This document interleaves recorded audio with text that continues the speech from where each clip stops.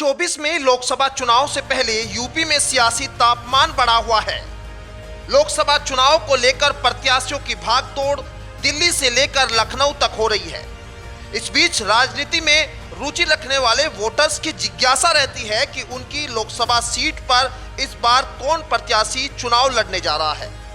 आज हम आपकी इस जिज्ञासा को कम करने के लिए अलीगढ़ लोकसभा सीट से संभावित प्रत्याशियों की लिस्ट लेकर हाजिर है। हम आपको बताएंगे इस बार अलीगढ़ लोकसभा सीट पर किस पार्टी से कौन संभावित प्रत्याशी चुनावी मैदान में हो सकता है।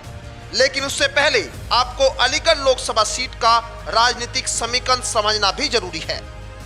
बता दें कि ताला तालीम के लिए दुनिया भर में पहचान बनाने वाले अलीगढ़ ने चुनावी माहौल में हमेशा से देश के मिजाज और मूड में ही हाँ में हाँ मिलाई है। आजादी के बाद कांग्रेस के परचम से लेकर लोकसभा चुनाव में मोदी की आंधी तक अलीगढ़ की जनता ने वही संदेश, वही नतीजा दिया जो मूड देश का रहा। चुनाव में मतदाताओं का रुख ज्यादातर चुनावों में मुद्दों से ऊपर उठकर देश की हलचल तक केंद्रित करता रहा है। आजाद भारत के पहले लोकसभा चुनाव 1952 और दूसरे 1957 के चुनाव की तो कांग्रेस के नेतृत्व में आजादी मिलने का फायदा कांग्रेस को मिला। इन दोनों चुनाव में कांग्रेस के निर्देव यहां से चुनाव जीते। इसकी वजह थी जनता कांग्रेस के अलावा किसी अन्य दल को ज्यादा पसंद नहीं करती थी। 1962 के चुनाव तक कांग्रेस में काफी बिखराव हुआ, नए राजनीतिक दल बने। इस चुनाव में कांग्रेस को अलीगढ़ में रिपब्लिकन पार्टी ने कड़ी चुनौती दी और इस बार कांग्रेस के प्रत्याशी रिपब्लिक पार्टी के प्रत्याशी से जाटव और मुस्लिम एकजुट के नारे से हार गए। इस चुनाव में आरपीआई के बीपी मौर्य जीते थे। तत्कालीन प्रधानमंत्री इंदिरा गांधी के देश में आपातकाल की घोषणा के बाद पूरे देश में विरोध की चिंगारी भड़क गई।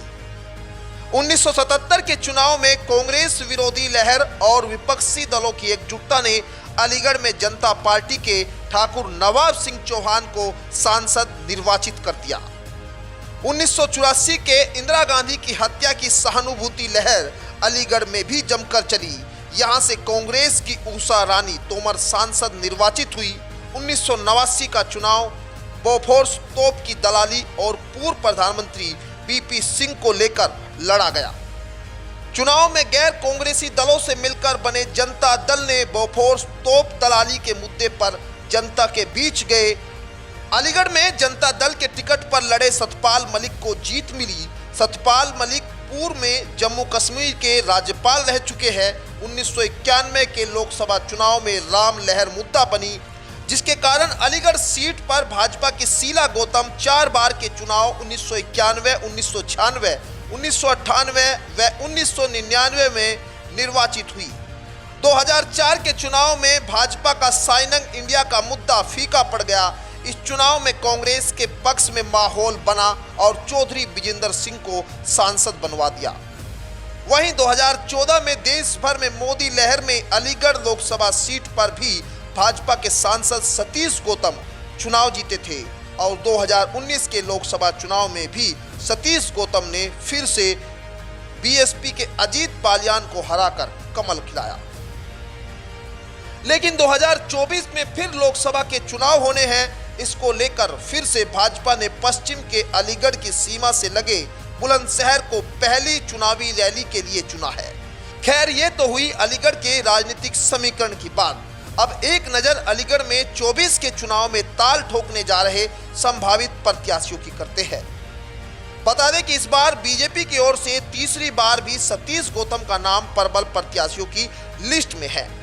हालांकि इस पर बीजेपी की ओर से 2 नाम और भी चर्चाओं में हैं, जिसमें विधायक अनिल पारासर व राहुल गौतम जो उद्योगपति है, वहीं समाजवादी पार्टी से पूर्व सांसद विजेंद्र सिंह के नाम की भी उम्मीदवार बनाए जाने की चर्चा तेज है।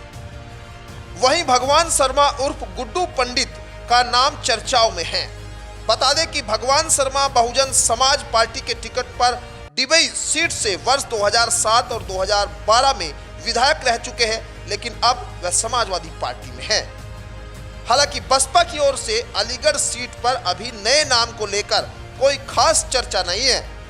ऐसे में देखना दिलचस्प होगा कि अलीगढ़ सीट पर कौन प्रत्याशी ज्यादा मजबूती के साथ अपनी दावेदारी पेश कर पाता है और 2024 के चुनावी मुकाबले में टक्कर दे पाता है। Bureau report, news 80 desk.